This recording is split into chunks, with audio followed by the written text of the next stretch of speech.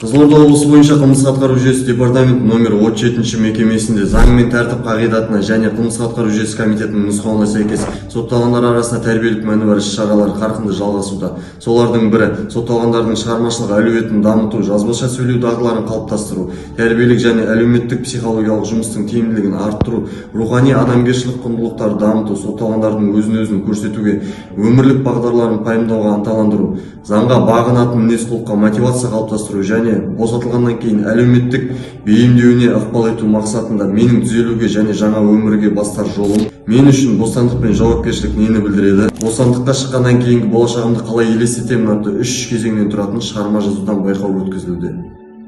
Менің өмірім бір сарын мен бала-шағаның ортасында өтіп жатқан.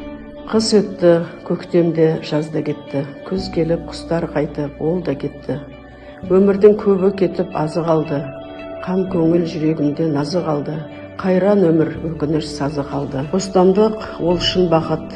Жаратқаннан тілеймін, абақтыға жабылғандардың мен ең соңғысы болайын. Номері 37 мекеме әкімшілігінің ұйымдастыруымен жаза мерзімін өтеуші азаматтар арасында шығармашылық байқау өткізілді. Конкурстық комиссия мүшелері мекеме бастығының орынбасары және де облыстық кешкі мектеп директоры, Жігер қоғамдық бірлестігінің бас маманы, сонымен қатар сотталғандар арасында әлеуметтік психологиялық тәрбие жұмыстары бойынша бөлімінің жасақ бастықтары қатыстырылды. Байқаудың мақсаты сотталғандар арасында қайта қылмыстың алдын алу және де қоғамға қайта бейімдеу болып табылады.